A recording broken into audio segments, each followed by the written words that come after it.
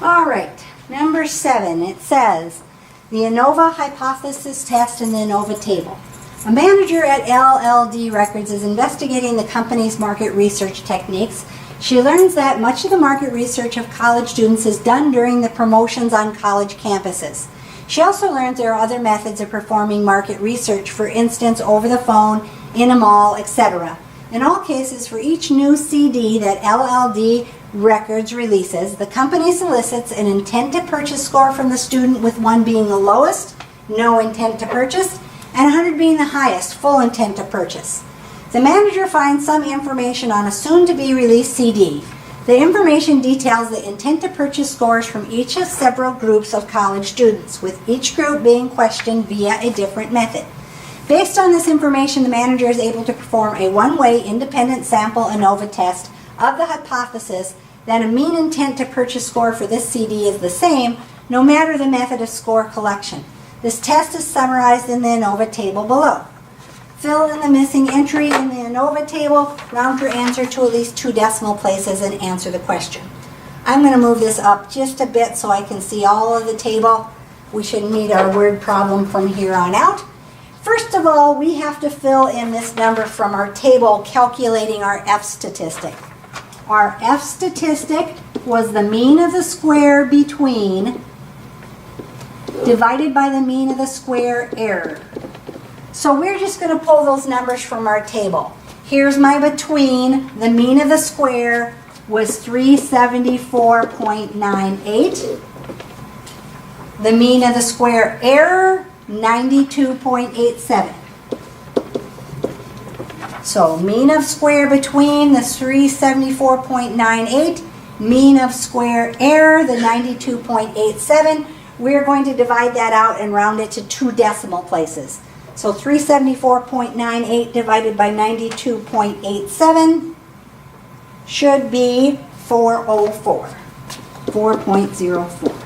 So we're going to put that value, that's the value of our F statistic when we get down to where we have to make a decision on this one. Now, filling in the questions. It says how many intend to purchase scores were examined in all. What we basically have to do is work our way backwards. This degree of freedom is the degree of freedom in my numerator. This degree of freedom is the degree of freedom in my denominator. We have to think back to the previous problems on how we calculated those. The degree of freedom in the numerator was the number of groups minus 1.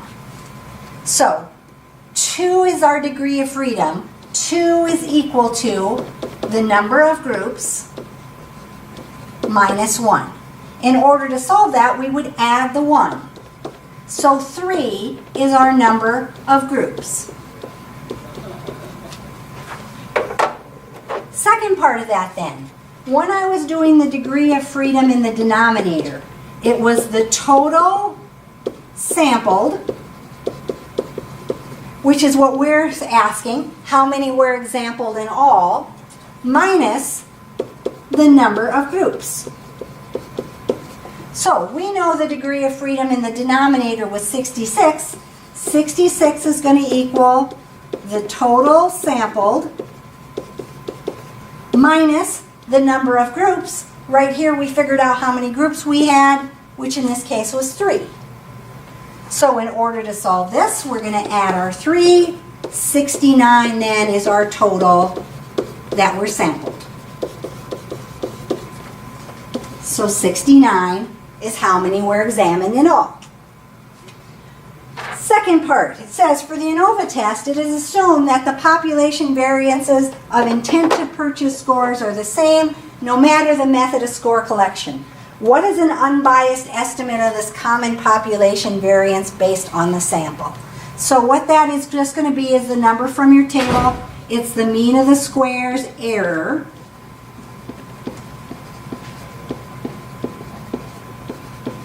We already used that number. Mean of the squares error was 92.87. So 92.87 is going to be the value that we plug in there.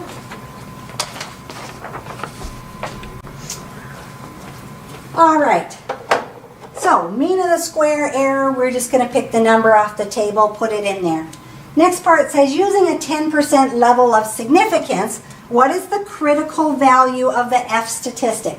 If I'm finding my critical value, that's when I'm going to do the F sub something.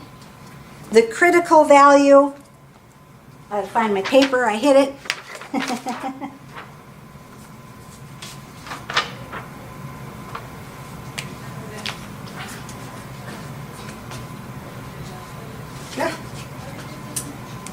Well, I'm going to write down what you got to do, and then I'll look for where I laid my paper down when I got interrupted. 10% level of significance, I kind of scribbled on that. So I'm going to have F sub 0.10. The degree of freedom in the numerator is in this box here. That's the 2. The degree of freedom in my denominator, that's this box here. It's my 66. So go ahead, punch that part into your Alex calculator. See if I can find my paper I had in my hand just a minute ago.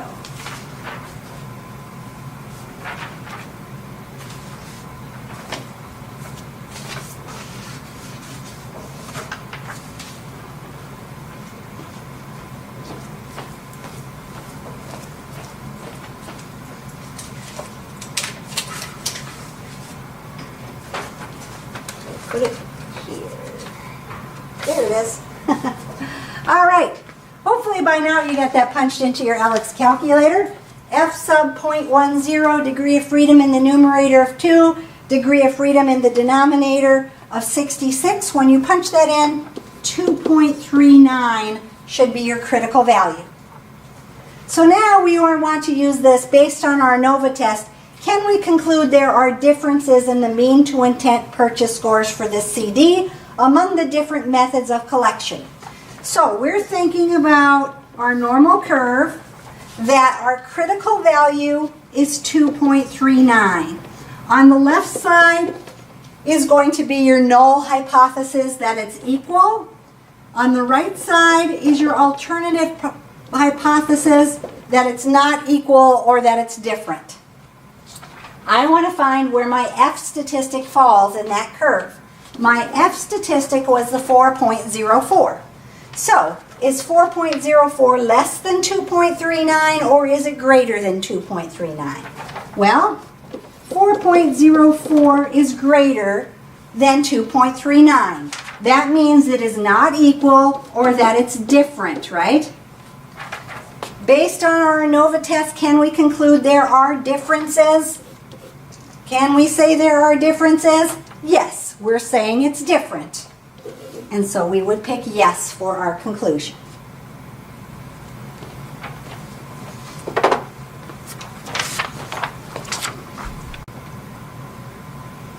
Oops. Almost got that to stop where I wanted to. Number 8. Is there a difference in sleep activity among people who differ in daily physical activity? One way to measure the amount of sleep activeness is to measure the percentage of total sleep that is made up of rapid eye movement, REM sleep. REM sleep, often linked with dreaming, is marked by very high brain activity. In fact, REM periods may be the sleep periods in which the brain is most active. REM sleep takes up a mean of about 25% of your total sleep time. But this varies from sleeper to sleeper. In an experimental study, sleep researchers examined 7 adults who are classified as very active in their daily lives according to such criteria as exercise and type of occupation, 7 who are classified as moderately active, and 7 who are classified as inactive. The researchers record for each participant the percent of total sleep time over the course of 4 nights that is spent in REM sleep. The summary is as follows. So here they have the table. Now they're going to make us fill in this information based on what we know from problems 1 through 3 and 4 through 6. So this one's going to be a little bit longer because we have to fill in our table, whereas on the previous one, they already had it filled out for us. The researchers do a one-way independent samples ANOVA test of the hypothesis. There is no difference that there is no difference in percentage of sleep time spent in REM among the three populations of very active, moderately active, and inactive adults. The ANOVA test is summarized in the partially filled in ANOVA table below. Fill in the remaining cells of the ANOVA table, then answer the questions and round your answers to at least 1 decimal place and your F statistic to 2. So I'm going to move this up just a bit so we can see both tables, or all of the tables and the questions that we have. So first of all, we have to find the degree of freedom in my numerator. Degree of freedom in my numerator. We said that the degree of freedom in the numerator is the number of groups minus 1. So in this case, we have 1, 2, 3 groups. So 3 minus 1 is 2. We know this number in this table then will be 2. Then we are going to find the degree of freedom in the denominator. The degree of freedom in the denominator is going to be the total sampled minus the number of groups. So in this case, when I figure out my total sampled, I have 7, 7, and 7, so 7 times 3 would be 21. 21 total sampled minus my number, minus my number of groups, 1, 2, 3 groups. So I'm going to take 21 minus 3, that's going to give me 18. The total then, 2 plus 18, just going to be 20. We're just going to add those together.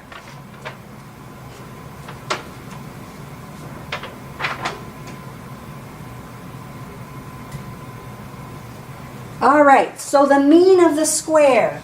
To find the mean of the square, we're just going to take the sum of the squares divided by the degree of freedom. Sum of square divided by the degree of freedom. So in this case, my sum of squares is 49.05. My degree of freedom is 2. So on that top one, 49.05 divided by 2 is 24.5. I'm just going to draw a little arrow. 24.5 is what we should get. For the second box, same kind of thing. I'm taking my sum of squares divided by the degree of freedom. So I'm going to take my 163.8 divided by the degree of freedom, which is 18. So my 163.8 divided by my 18 means this box here should be 9.1. So 24.5 for the mean of squares between my group, 9.1 for my mean of squares error. The last box is your F statistic. Your F statistic is your mean of squares between divided by your mean of squares error. So we're just going to take these two values that we got here and divide them out.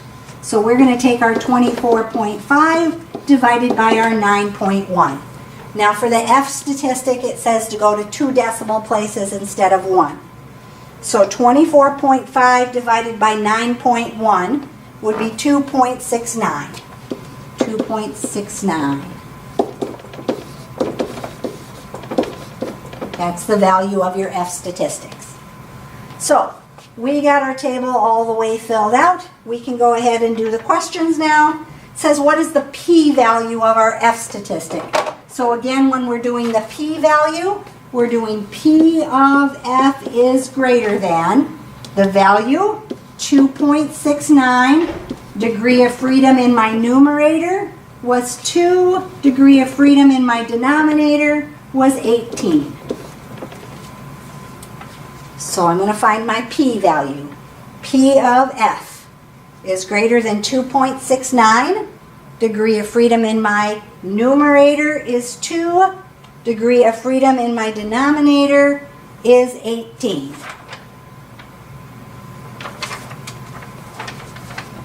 And so I should come up with 0.095 is what I should come up with.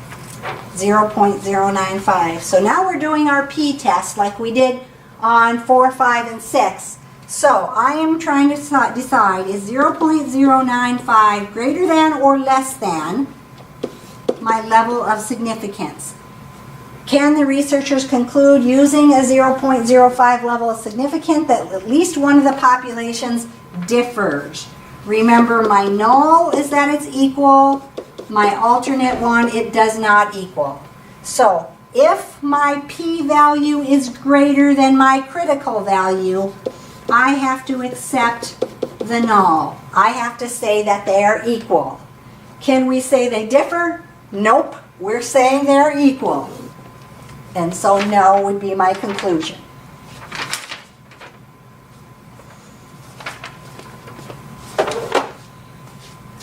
So this one we did all the stuff we did in the first couple problems to fill in our table. Let's see, here we're back to one like we did on the first one, on number 7 anyway, I should say. It says, Emma's on the go, a large convenience store, has decided where in the store to put the magazine racks. The manager at Emma's experiments with a selection of different locations, choosing a sample of days at each location. Each day the manager records the amount of money brought in from the sale of magazines. It's possible to test whether there's a difference in the mean daily sales for the different locations by doing a one-way independent samples ANOVA test. The variables of interest is the daily sales in dollars from the magazine at Emma's. In the ANOVA test, the groups are the different locations and the samples are the daily magazine sales actually examined by the manager. The following ANOVA table gives a summary of such as an ANOVA test. Fill in the missing cells of the table, round to 2 decimal places.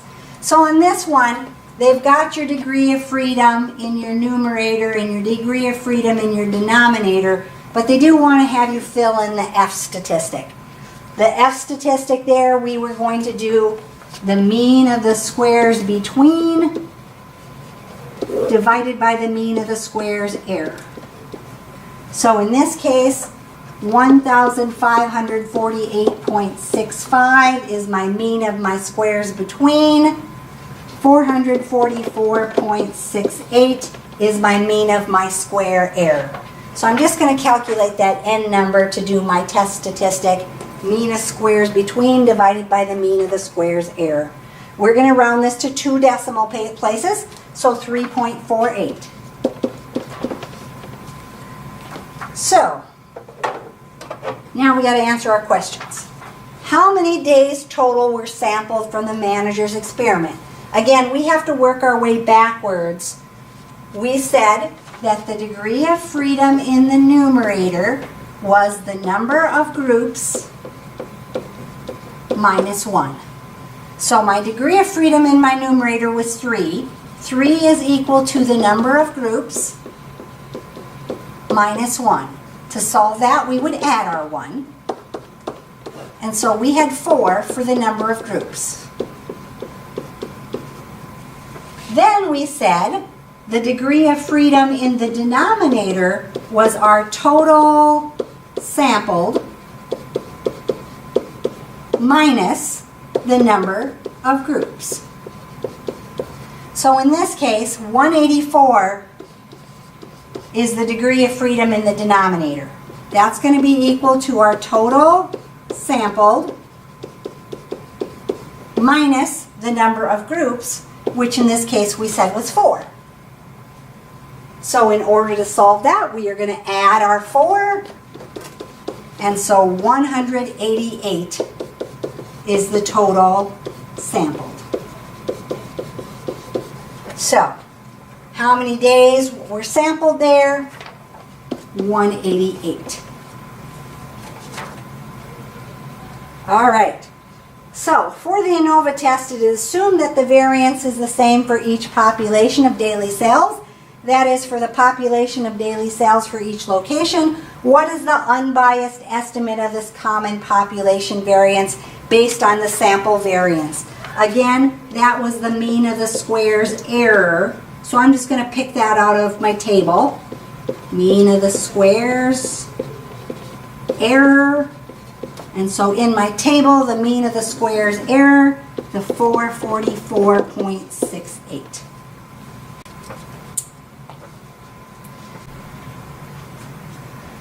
So it now wants to know on the next part, using the 0.5 level of significance, what is the critical value of the F statistic for the ANOVA test? Round your answer to at least 2 decimal places. My critical value, we're going to do the F sub. In this case, we're doing 0.05 level of significance. Our degree of freedom in my numerator is 3. Degree of freedom in my denominator is going to be 184. So to find my critical value, I'm going to put that in my LX calculator. F sub 0.05, degree of freedom in my numerator is 3, degree of freedom in my denominator 184. If you calculate that, it should be 2.65 for my critical value. Last question you can't see on here, it's the yes or no. I'm going to just go ahead and we'll just write our answer over to the side because I don't want to move the board with all the writing. It wants to know, can we conclude at a 5% level of significance that there is a difference? So again, when we're looking at this, our critical value is 2.65. The null is on this side, that's the equal. The alternative one is the not equal. I want to check where my F statistic falls. My F statistics was 3.48. 3.48 is in this section. So in this case, the null is true. So the question says, can we conclude at the 0.05 level of significance that there is a difference in the mean daily sales among locations? We are saying, yes, there is a difference. So our last question, yes, should be the one that you have circled.